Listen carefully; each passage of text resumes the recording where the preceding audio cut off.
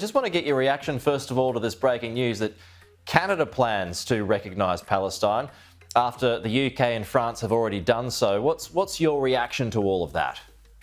Yeah, g'day, Pete. Look, Labor Friends of Israel have always had the same view of a goal as a two-state solution. We've always emphasised, though, that recognition of a Palestinian state has to come when you've actually got something that could be called a state, and that you use that step forward as diplomatic leverage. You don't waste that shot in the locker, so to speak. And it's encouraging to see there's been a recognition of that, and the government's been talking about conditions for that to happen, and Canada has also been saying that, as many of the other states have. The issue is that it should not just be commitments. What has to happen is that there's actual outcomes and delivery of that, and it can't happen while this war is continuing. Hamas has to be eradicated, and that has to be one of the points of leverage here, that there won't be a recognition until Hamas lays down its arms, releases hostages, and that a thoroughgoing, reliable process is in place to achieve a resolution of the whole issue that relates to establishing a two-state solution with cast iron security guarantees for Israel after what they've experienced on the 7th of October. So would you be urging the Prime Minister to follow suit here and declare or resist?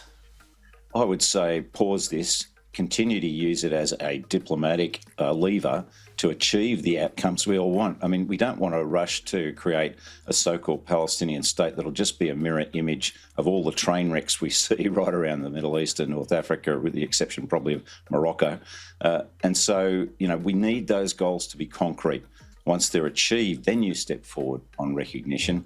And it really should be part of a peace process that Israel's participating in. Otherwise, where does this take us? It just becomes a meaningless gesture. And right now, it well and truly could be seen as a reward for the terror and horror that Hamas has imposed on its own population and on Israelis. So, that is sending a very bad signal, and we don't want to go down that road. So do you think all these declarations at the moment are rushed, Mike? Firstly from France, then the UK, and now Canada? Totally, Pete. I mean, they're misguided. Frankly, the key problem here is that you have a terrorist organisation, the most evil organisation on the planet, every bit as bad as the Nazis. I mean, you've got Sami Abu Zuhri, who's the political head of the department for Hamas for its overseas affairs. He did an interview just very recently where he said, look, we don't care about, how many people's lives have been lost in this war. They're all martyrs. They're all going to go to heaven. That's what we're all about. And he said, we've had 50,000 new babies in Gaza since this war began. So there's actually been a net growth, which is, a funny way to call a genocide, frankly, with all these people who are cluelessly lobbing into that. But, this is their mindset. And that's an evil that must be confronted and defeated, root and branch, as we did with the Nazis. And so, until we see them lay down their arms and hostages released, we shouldn't be talking about recognising a Palestinian state in this moment, in this context. Instead, focus on the things that we need to do to produce a solution that will deliver on security for Palestinians and security for Israelis. I mean, I guess a reaction to all of that would be from folks who would argue that Israel needs to do more, first of all, to stop the famine and also to stop killing people, to stop killing civilians.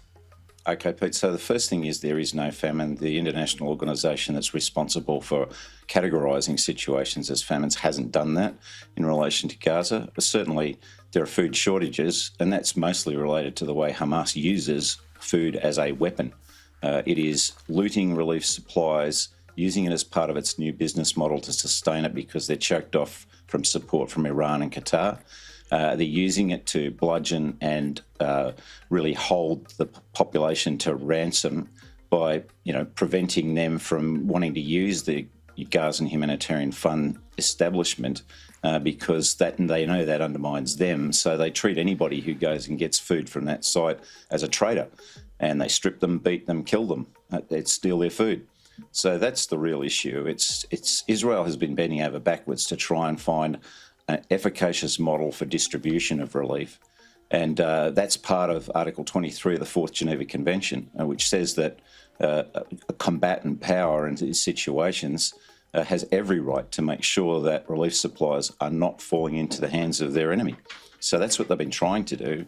They're not trying to starve, the people of the Gaza Strip. It's about getting it to the people that need it without Hamas using it for their own purposes. So that's the truth of the situation. They certainly have to revisit the frame, this model that they've been using with the GHF, because it doesn't deal with the security situation for people ingressing and egressing those facilities.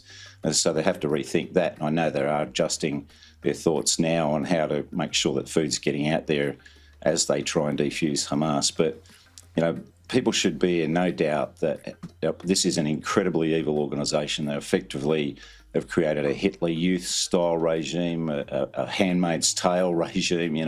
If you're a progressive, you should have no truck with such a medieval, evil organisation like Hamas. We'll have to leave it there, Mike, but appreciate your time this morning. That's Mike Kelly there, the co-convener of Labor Friends of Israel. Thank you, Mike.